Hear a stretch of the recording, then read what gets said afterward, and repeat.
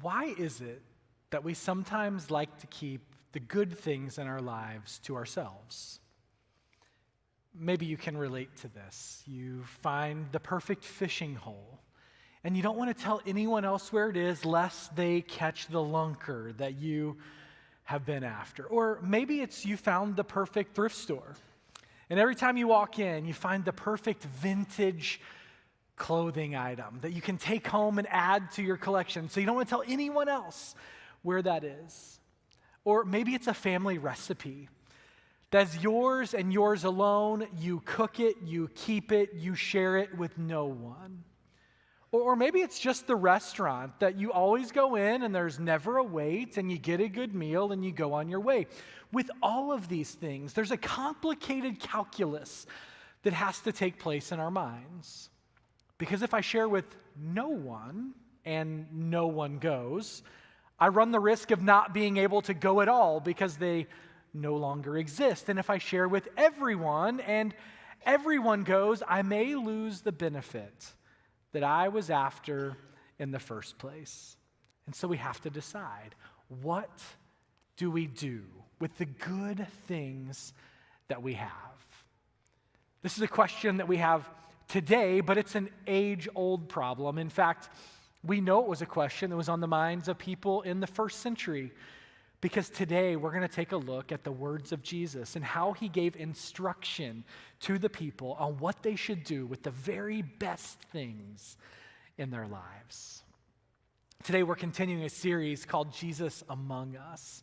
My name's Ryan, and I'm one of the pastors here, and it's my privilege to take us further into this journey. Jesus Among Us is a 90-day devotional guide. If you're participating, there's a place for you to interact on Facebook. If you haven't started participating, you can pick up a book or a reading plan in the lobby today. And along the way, over these 90 days, we're looking at the way that Jesus interacted with people. And it's so interesting because we get to see the way that he treated people. We get to see the things that he thought was important enough to talk about. And then we get to see the way that they respond to the things that Jesus says. And so Jesus Among Us is for us an opportunity to dive in, to get deeper in the scriptures, but more than that, to be encouraged to apply it to our lives in a way that it makes a difference in the way we live, in the way that we live among and with the people around us. And so today, I just want to tell you where we're headed and the point that Jesus is going to make for us. And along the way, I hope to give you a couple practical things that you can take home, helpful tidbits, so that you can begin to live this out when you leave this place today. So here's where we're going. Jesus tells us in his teaching today of this deep spiritual and physical truth. It's that light eliminates darkness. Let's set the scene. You got up this morning, and there are two types of people in the world, right? There's the type of person that when their alarm goes off, they snooze, and they snooze, and they snooze. I am not that type of person. I'm the type of person when my alarm goes off, I immediately get out of bed, my feet hit the floor, I'm ready to go for the day. There are also those people who get up before their alarm goes off. No matter how that happened for you this morning, my guess is that you walked into your bathroom and you began to get ready. And for me this morning, I got up and it was still dark outside. Thank you, daylight saving time. And I walked in and I started getting ready, and I was just looking in the mirror trying to figure out if I was going to be able to make this okay for this. And so I had some work to do, and so I knew I couldn't do it in the dark. And so what did I do? I flipped on the light switch, right? And the light told me how much work I had to do. The light said, hey, you're going to need to take care of this. You might need to think about this. And at the end of the day, it doesn't get better than this. And so here I am. I did it with the help of the light in my bathroom today. And my guess is that most of y'all did too. In fact, I can see you. I can't see you very well. It's not that bright. But most of you look pretty good. I think you flipped on the bathroom light as well because you wanted to see. You wanted to know what was out there. You wanted to know what you were dealing with, and you knew that the light would give you the illumination required. Now, contrast that with someone who is in the first century, in the time of Jesus. Before we get to his teaching, I think it's important to understand who he's talking to. Jesus is talking to people who didn't have the benefit of electric light. If they wanted to see something, they had the starlight and the moonlight, and almost all of them had one of these, a small clay lamp. Now, these lamps, and you're going to see a video of one actually emitting light in just a moment, these lamps are all about the same. Regardless of the time period they're from or the region that they're from, they're cast from clay. This one was made in Israel. And it happens to have a handle, which makes it a little easier to deal with if there's a flame on the end. And there's a bowl on the bottom that collects the oil. The oil is poured in through a hole on the top, and then there's this little spout that you feed a wick down so that the wick can absorb the oil and you can light the wick, and the flame is right here on the end of this lamp. Now, when Jesus is talking about having light in the world, he's speaking of something like this size, this small. A lamp like this is a far cry from a flashlight or a spotlight, but it did do something to give light to people in their homes. So when they got up in the morning and it was dark, instead of flipping the light on, they would light the lamp and they would place it on a stand. And the light that it provided would be what they had to go about their business. And it's this small lamp that we need to have in mind when we hear the teaching that Jesus gives us today. It's this small lamp placed on a lampstand that is the sole source of light in a home that needs to be at the forefront of our mind as we read the words of Jesus. Today we're going to be in the Gospel of Luke. If you have your Bible, you can flip it up and open there. You can Google it. We're going to be in Luke chapter 8. And Luke is the message that the physician Luke wrote telling about the story of Jesus. There are 4 messages that tell us about the life of Jesus: Matthew, Mark, Luke, and John. And each one of them is written by a different person whose name is in the title. And each one of them gives a little bit of a different slant, showing us who Jesus was. They give us a different perspective on his life. And this perspective from Luke in particular tells us a story of Jesus interacting with people. And in this moment, Jesus uses an ordinary, everyday object, a lamp like this one, to teach them a deeply profound spiritual lesson, to encourage them to live their lives to honor God. And so here we are in Luke chapter 8, starting in verse 16. It's on the screen. Jesus is speaking. He says, "No one lights a lamp and then covers it with a bowl or hides it under a bed." I don't know about you, but I can try to listen to Jesus in my mind, and I just have this kind of edge of incredulity when Jesus is saying this, right? It's just like maybe a tiny bit of almost sarcastic, but it's like, no one lights a lamp and then covers it with a bowl or hides it under a bed. It's like he can't believe that someone would articulate that. That is not what we're doing. A lamp is placed on a stand where its light can be seen by all who enter the house. The message that Jesus gives is something incredibly practical, but also deeply spiritual. So let's just walk through this. Let's unpack what it is that Jesus is saying. Verse 16, no one lights a lamp. The lamp was lit for one particular purpose. If someone lights a lamp, it's because they want to provide light. They want it to be brighter in the place that they're in. And they knew that if they took a lamp like this one, that would mean they would need to fill it with olive oil.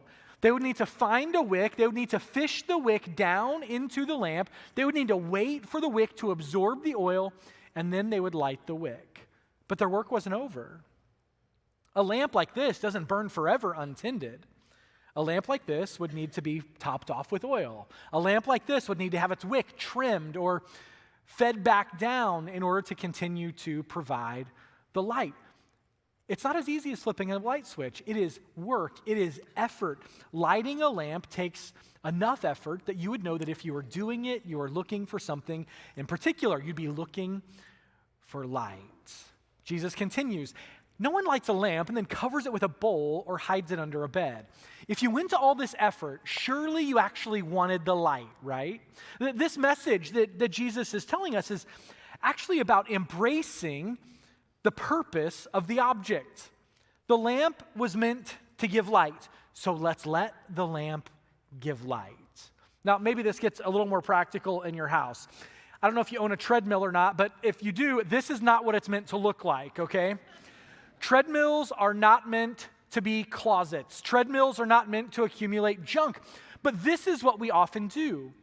And it's true with the light that we have in our life as well. We're often eager to cover it up or do something else with it. See, what Jesus is saying is clear. This lamp has a very clear intended purpose. And as he continues, he tells us what that purpose is. He says, no one lights a lamp and then covers it with a bowl or hides under a bed. A lamp is placed on a stand. I mean, can you imagine how much light this lamp would put out in your home? Now, I know that your home is probably bigger than a home in first century Palestine. I get all of that. But how much light would this lamp give off? Enough to maybe give a little bit of a shadow, to dimly light the things around you. And if it's on the floor, it's a danger, because if it's kicked over, it could spill and catch fire. Or if it's on the floor, it could have a shadow for everything that's around it or every person that passes by it. So what do? They placed it on a lampstand, a little higher, so that the light would be up in the air, so it would project better. Jesus is giving them a really practical thing to do here that's going to have a really personal application in just a few moments. The light the lamp produces is proportional to its size. The little lamp produces just a little bit of light. And so Jesus is giving them some helpful instruction. Here's what he says. Placed on a stand where its light can be seen by all who enter the house. Here's the thing about light. Light always beats darkness. If there's darkness and a lamp is lit, it's no longer dark. If there's darkness and a light switch is flipped on, it is no longer dark. The light is going to win. Remember what our bottom line here is. Light eliminates darkness in all areas of our lives. We embrace the light in our lives to eliminate the darkness that threatens. And the imagery in this story is incredibly powerful to someone hearing it in the first century. But they would likely have heard it not only in terms of a lamp in their house, but also in terms of who they knew Jesus said he was.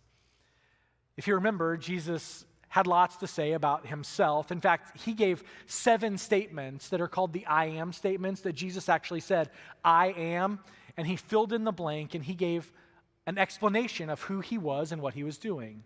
And one of those correlates directly to what we're talking about today. In John 8:12, Jesus said, I am the light of the world. If you follow me, you won't have to walk in darkness because you will have the light that leads to life.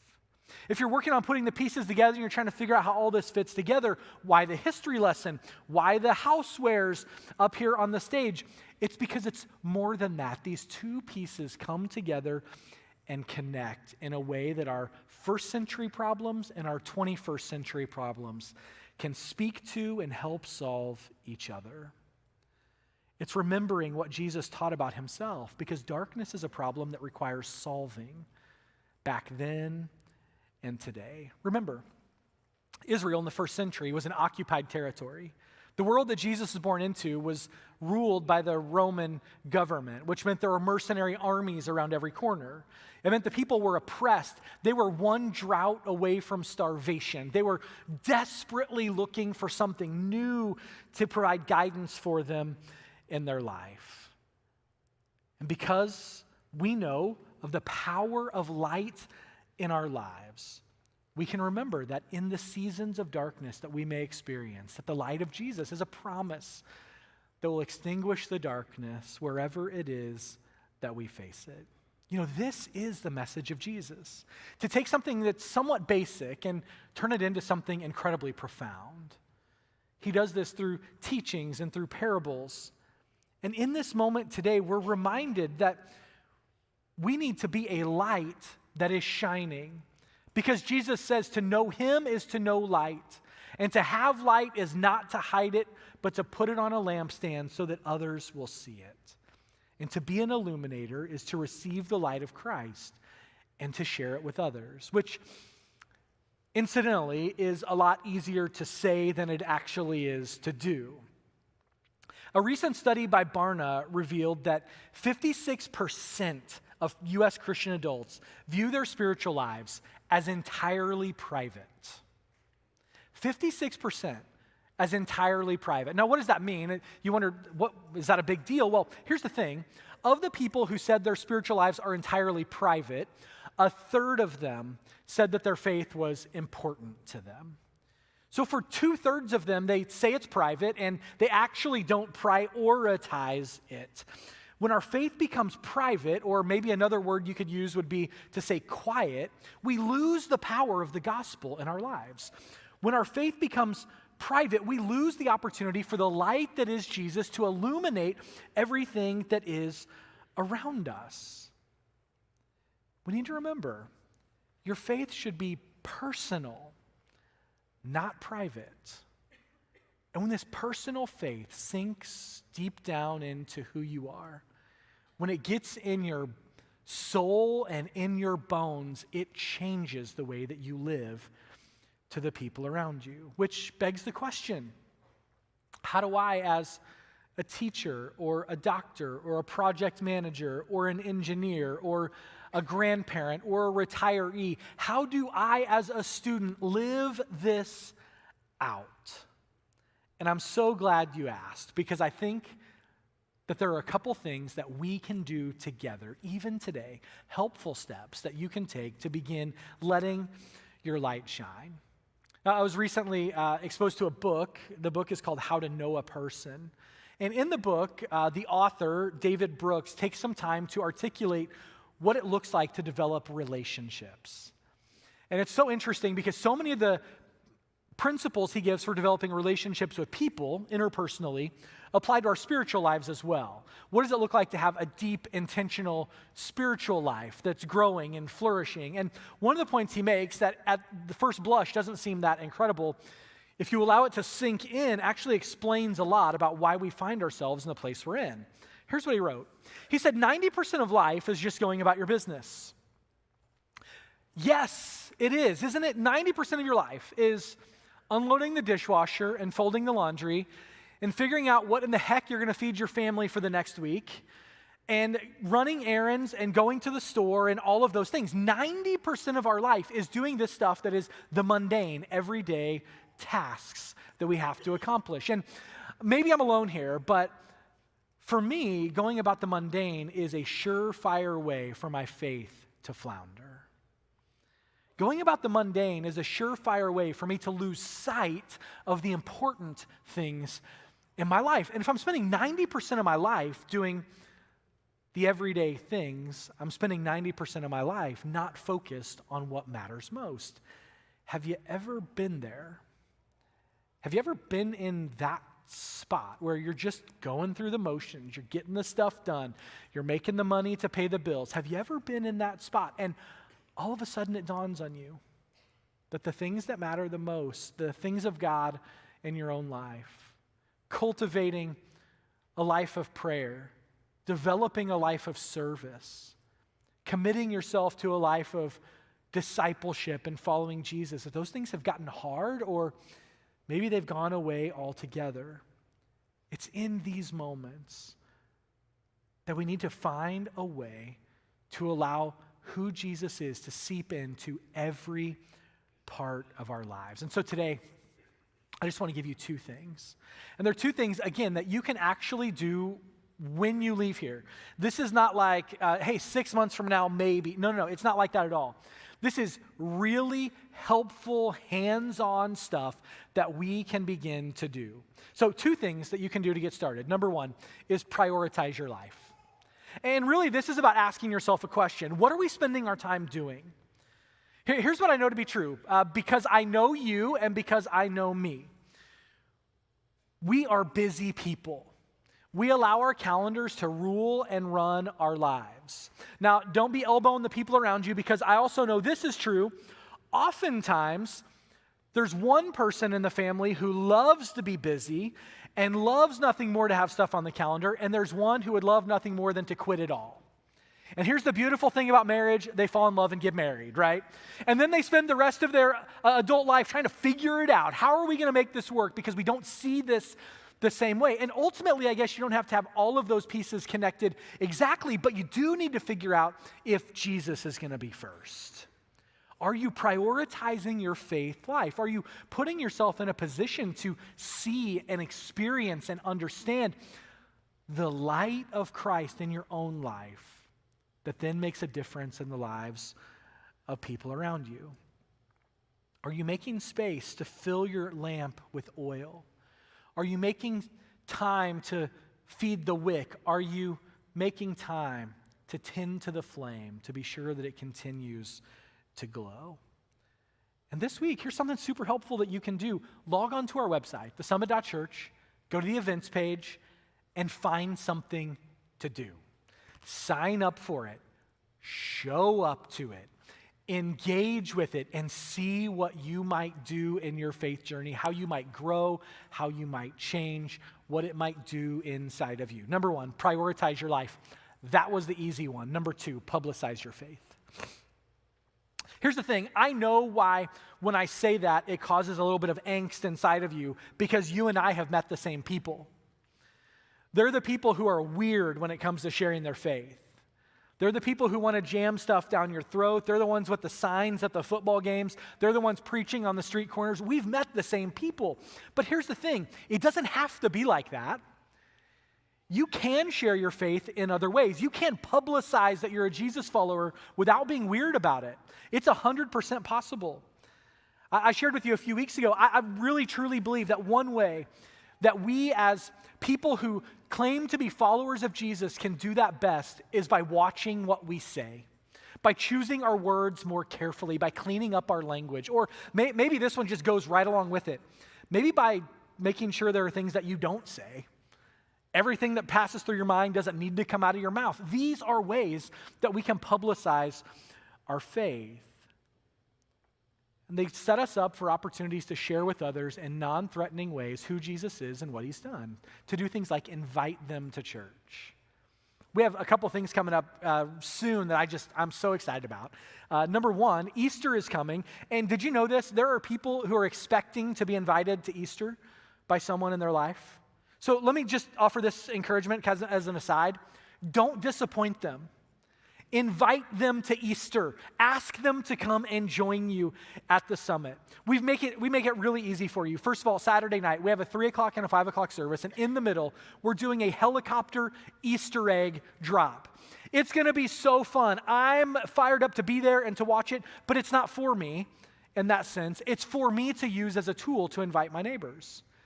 So when I'm out on the patio later and my neighbor's out on the patio running his grill, I can go over and I can be like, hey, John, what's up? You know, how we doing? Hey, your kid's doing this Easter thing, and come to our church, helicopters, Easter eggs. So easy, so fun, and so possible. You can invite them to other things that are happening on Easter weekend. Of course, we have Sunday morning services as well. But maybe for you, you're like, I'm just not sure I'm there yet. I have some stuff going on in my life, and I just need to figure this out. Maybe you're just saying, I need a stake in the ground, I need a new beginning. I need something fresh. We have that opportunity for you too. Coming up on Easter weekend, we have a baptism service.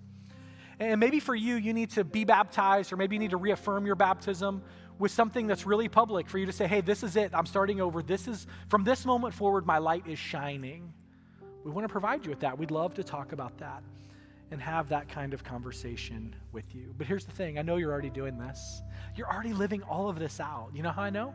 Because we started off the year by asking you to make commitments to your spiritual journey, and you did. You may recall that my goal was that 80% of you would make a commitment to the 5 practices: praying, growing, giving, serving, and inviting, and maybe make a commitment to our capital campaign as well. And we're not done collecting responses yet, but as of today, 83% of you committed in some form to the Waymakers campaign. Somebody's clapping, and they're right. And here's the other good news. We set a goal so we could retire our debt in 3 years, and we are on the way to doing it. I believe we will get there. We currently have $2.45 million pledged to our Waymakers Capital campaign. Also a reason to celebrate about retiring nearly 50 years of debt as a church. Now, I know it's tempting to take those things that matter the most and to keep them to ourselves. But there are people who don't do that. Did you realize this? In fact, there's a woman in our church. Her name is Mary Jane. Some of you may know her. She swings by the church occasionally, and she actually drops off baked goods. She knows the way to my heart, folks. And Mary Jane's baked goods are so delicious, and she's been dropping off orange rolls at our church for years. They look something like that. And you know, I asked her time and time and time again for the recipe, and she told me no time and time and time again until this one time when she finally said yes. This recipe that she held so dear, that she held on to so tightly, she shared with me, and I made these orange rolls. Somebody tasted them this morning and they said, that was a nice try, but they're not nearly as good as Mary Jane's. And I can live with that because I'm doing my best and I'm trying to get closer. And I know that when I have something that's so good that I don't want to share it, that maybe the best thing I can do is to give it to those around me. In fact, we started trying to teach our kids this when they were really young, didn't we? We taught them this song, "This little light of mine, I'm going to let it shine." And we asked the question in the midst of it that gets back to the teachings of Jesus. Hide it under a bushel? No. I'm going to let it shine. And may that be true for us. May we let the light of Jesus that lives inside of us shine to those around us, sharing it with everyone in our community who is in need. Will you pray with me?